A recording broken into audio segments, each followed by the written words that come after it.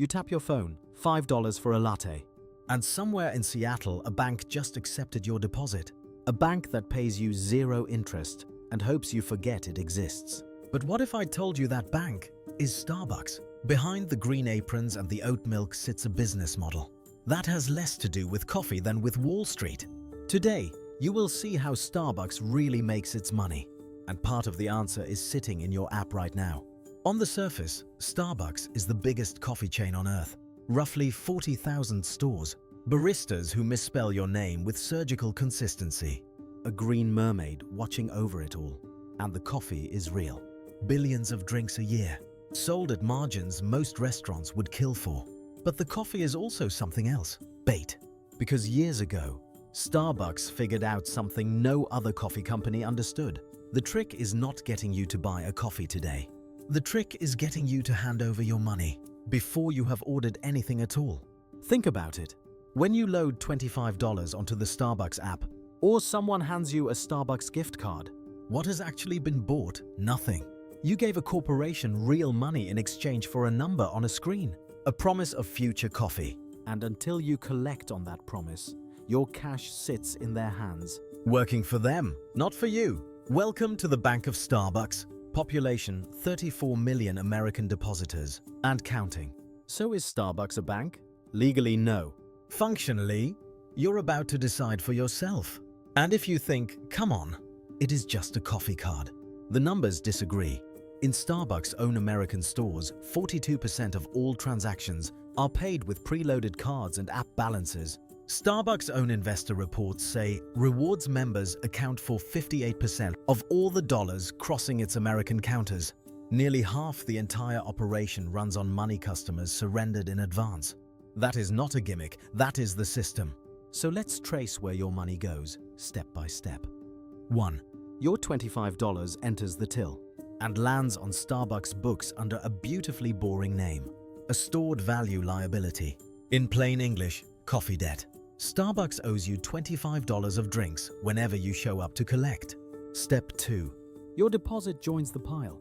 And the pile is enormous. Add up every loaded card and every app balance, and Starbucks is holding roughly $1.9 billion of customer money. Paid in, nothing yet handed out. Step 3. That pile gets a magic name, float. Is the money a company holds between the moment you pay and the moment you collect. And while it waits, the company gets to use it. Free working capital. Expansion money. A cushion most companies would have to borrow at interest. Your bank pays you interest for exactly this privilege. Starbucks pays you stars. Redeemable for more coffee from Starbucks. The economist Alex Tabarrok put a number on it. At recent interest rates, simply sitting on a pile that size could be worth around $80 million a year for doing nothing.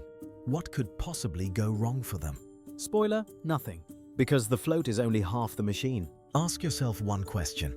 What happens to the money people load and never spend? The gift card that slid to the bottom of a drawer years ago. The app balance of $3.12 that cannot buy a single drink. The card from a coworker you never really liked. Where does that money go? It goes to Starbucks permanently. The industry calls it breakage. Prepaid money that customers never redeem, which the company eventually books as pure revenue.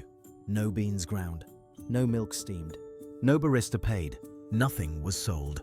In fiscal year 2024, Starbucks recorded over $207 million of breakage, $207 million for coffee that was never made. And it is not a fluke. Nearly $230 million in 2022. Breakage at Starbucks has grown more than 50% since 2019, a quiet, reliable revenue stream with a nearly perfect profit margin. Hidden revenue in the most literal sense of the word. Float plus breakage. Follow the money past the cups and the seasonal menus, and this is what you find. A deposit-taking machine wearing a coffee chain as a costume. That, alongside the coffee, is how Starbucks really makes its money. Don't take my word for it. Ask an actual banker. Seoul, South Korea. The chairman of Hana Financial Group, Kim Jung-tae, a man running one of the country's biggest banks, stands up for his New Year's address. And he says the quiet part out loud. It would be fine to call Starbucks an unregulated bank, not a mere coffee company. Read that again. A man with real regulators breathing down his neck, looking at a coffee chain and seeing a rival bank.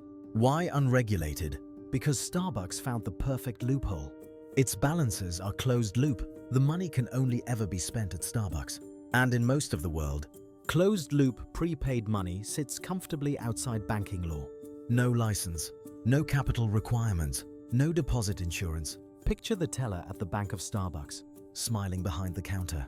You'd like to deposit $25? Wonderful! Your interest rate is 0%. Your deposit insurance is nothing. And withdrawals are available exclusively in lattes. And millions of people say yay. Now zoom out because the scale gets absurd. The United States has roughly 4,500 licensed banks. Thousands of them are small community banks. And Starbucks coffee money outpiles their deposits. The Wall Street Journal flagged this back in 2016 when the balance was only $1.2 billion. It has grown ever since. But here is the difference nobody reads in the fine print. Money at a real bank is government insured. Your Starbucks balance is not. If the company ever collapsed, you would become an unsecured creditor. Fancy words for standing at the very back of the line, behind the banks and the bondholders, holding a voucher for a dead company's coffee. And the questions are getting louder. In November 2022, an American labor group called the Strategic Organizing Center formally asked the SEC, the financial watchdog, to examine how Starbucks calculates its breakage. Their concern, the internal estimates that decide when your unspent money becomes their profit, deserve outside scrutiny. To be clear, none of this is illegal. Starbucks operates within the accounting rules. That is precisely the uncomfortable part. It is not a crime. It is a design. So, can you beat the bank of Starbucks? On paper, yes. Spend your balance to zero. Never park money you don't need to park. Treat the app like a wallet, not a piggy bank. But here comes the catch, and it is pure mathematics. Reloads come in fixed chunks, $10, $25, $50. Drinks come in odd amounts, $4.85, $6.15. Divide one by the other, and your balance almost never lands on zero. There is always a remainder, $2.40, 90 cents, an amount too small to buy anything and too annoying to chase. Orphaned money. Balances designed to never quite die, because to spend the remainder, you must reload again, which creates a new remainder, which invites a new reload. The table is built to keep a chip every single round. One person forgetting 90 cents is nothing, but 34 million people forgetting small change over and over forever? Analysts estimate roughly 10% of everything loaded is never spent at all. That is how you turn pocket change into a 9-figure revenue line. You cannot out-discipline math at that scale. Individually, sure. In aggregate, the house keeps its cut, always. And here is the part that should change how you look at your entire phone. Starbucks did not just build a clever card. It wrote a playbook, and everyone copied it. Look at your home screen. The airline hoarding your miles. The gaming platform holding your wallet balance. The delivery app with your credits. The retail chain with your store card. Every single one is a tiny, unregulated bank. Every single one holds your money, pays you nothing, and quietly counts on a percentage of you forgetting. The real money was never in the cup. It is in the pause, the gap between the moment you pay and the moment you collect. Starbucks simply perfected the art of making that pause as long, as wide, and as profitable as possible. You thought you were the customer, but the moment you preload that card, you're not the customer anymore. You're the lender. So the next time you tap your phone for that $5 latte, listen closely. That sound is not a cash register. It is a vault door closing softly behind your deposit at a bank that pays you 0 interest and hopes you forget it exists. If this changed the way you look at Starbucks, you know what to do. Hit subscribe, because next week, we follow the money somewhere you'd never expect. And if you enjoyed this one, leave a like. It genuinely helps the channel more than you think. See you in the next one.